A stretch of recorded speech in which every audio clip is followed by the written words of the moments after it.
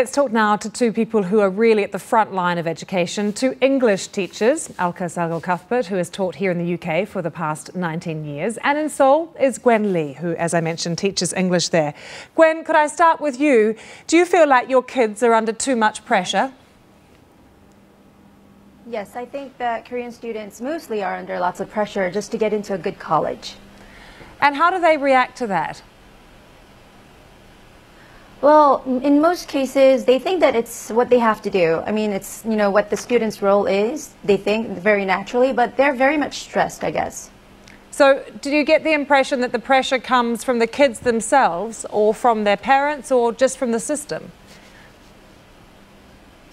From the system and mostly from the expectation of their parents, because they think, the parents think that, you know, success of their students comes from, you know, the achievement from their education and, you know, at the end going into a prestigious college. So pretty much from the system and their parents. Gwen, we were also hearing about the high suicide rate in South Korea. Do you worry about some of your kids, that they're so stressed and so unhappy that they could actually take their own life?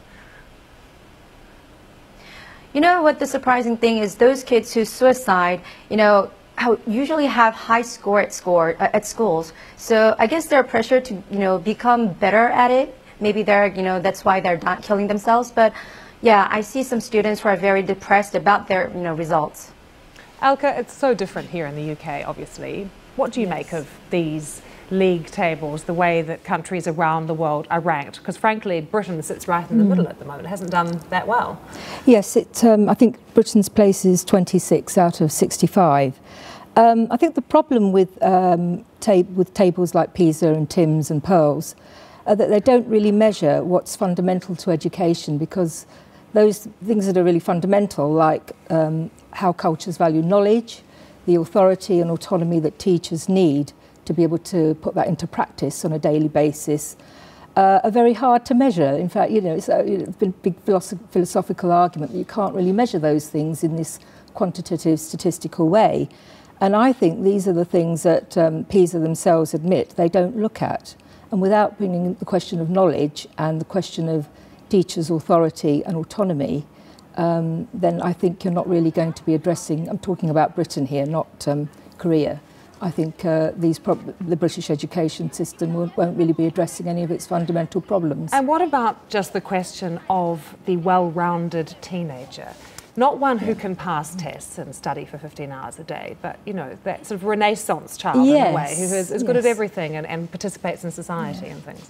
Well, it's quite interesting. You know, there's a lot of kind of immediate reaction against the East Asian countries, trying to sort of portray them as these kind of hard taskmasters that kind of beat their kids into dreadful positions. But actually, the dismantling of a liberal, all-rounded, traditional subject-based education hasn't, you know, it's actually happened here in Britain, and it's been happening for decades by both Labour and Conservative governments. So that you know, the broad liberal education is not under attack from East Asia. It's actually been under attack by our own governments over successive decades. Gwen, what about that concern in South Korea, the other things that contribute to a child's growth and happiness, whether it's, you know, simply having time to play with your friends or playing a sport, playing a musical instrument, you know, the many other things that make a well-rounded child? Well, nowadays I heard that lots of education system has been changing, and they're trying to focus more on teaching those kind of other subjects like arts, music, and physical educations. But, you know, I think it's a way to, you know, sort of evolve our educational system. I'm pretty sure our elementary school students are going through this change, and probably in their future they would get benefits from it. Because is it the case that South Korean kids are doing well, Gwen, simply because they spend so much time studying, you know, hours and hours every day on top of their normal school routine? Yes, you've just saw it on the report that we go from school to the cram schools, and after that I see lots of students even getting private lessons at home after midnight. Maybe, you know, hours they put into their studies could, you know, get a better result, but overall, once again, we would have to think about the stress they get. One of the things that they try to make in this PISA report finding is to say, look, global comparisons are useful because there's a global market out there. That's what these kids are going to have to compete in, and they have to, the comparisons that they make are useful. But do you think that that's the teaching method that we're seeing in countries like South Korea is simply about time logged. That actually, if you got UK kids to go from school to a cram class, to home for dinner, and then a tutor, that the levels would rise and the exam results would rise. No, absolutely not at all. Because I think I don't think in education you can take any single aspect, like a secondary aspect, like the time spent or the way a teacher talks, or whether you use books or you use worksheets, or any of the kind of host of things people have been looking at, and extrapolate from that on how to make it better. I think the key question is, what are they studying? I'm actually fantastically impressed by the results of East Asian countries, especially as they're doing really well in English as well as the maths. The traditional caricature has been, oh, they're very good at the sciences, but, you know, we in the West, we've got our liberal humanities tradition. But actually, no, you know, hats off to you guys. You're doing really well in literature and English as well. And I think the problem we have is the opposite of really low expectations. We really expect our children, I'm talking about the state sector in Britain, to do very little as long as they can kind of show that they're happy and that they've got the right attitude. Well, that's an interesting word, isn't it? I wanted to ask you, Gwen, are your kids happy?